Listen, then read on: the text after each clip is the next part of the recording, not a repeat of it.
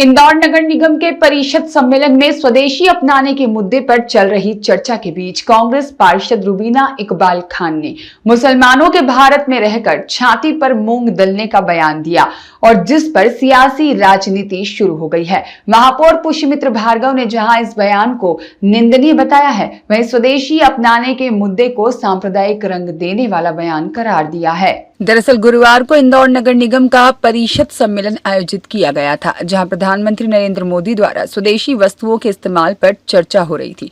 जहां कांग्रेस की महिला पार्षद ने स्वदेशी अपनाने का समर्थन तो किया, लेकिन भारत को बीजेपी नेताओं का देश करार दे दिया, जिस पर बीजेपी पार्षदों की आपत्ति पर उन्होंने कहा कि मुसलमान भारत छोड़कर नहीं जाएंगे, बल्कि तुम्हारी छाती पर ही मूंग दलेंगे। इस बयान के बाद सोशल मीडिया पर पार्षद रुबीना का वीडियो वायरल हो रहा है। अब महापौर पुष्यमित्र भार्गव ने भी इस बयान पर कहा कि पार्षद रुबीना का बयान अशोभनीय है। जिस मुद्दे पर सदन में चर्चा हो रही थी, उससे हटकर उन्होंने सांप्रदायिक बयान दिया।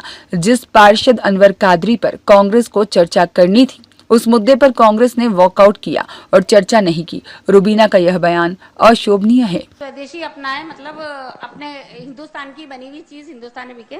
तो हम जो मतलब हमारी कौम के लोग हैं, मुसलमान लोग हैं, उन्होंने बरसों से मतलब 1-2 साल से इजराइल के प्रोडक्ट लेना बंद कर दिए। हम ना उनकी थम्स अप पीते हैं, ना उनका साबुन लगाते, ना, क्योंकि आपको पता है नरसंहार कर रहा है। तो इसी तरह से आप भी इंग्लैंड और ब्रिटेन और ये जो जहां से आता है, और आपके वहाँ के जो इंजीनियर बन के वहाँ चले जाते हैं ना, वहाँ की नौकरी करते हैं, उन लोगों को बड़ा आपके आने से नहीं, अपने यहाँ से। आपका देश अलग नहीं, हमारा देश एक ही है। क्या है? हम सब हमारा देश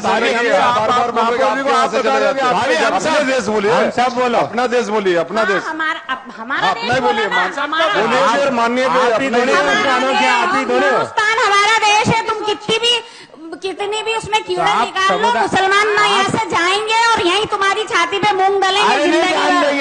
अरे भाभी जाने नहीं, हम भी भाभी जाने नहीं था। ये गलत है। हर मुसलमान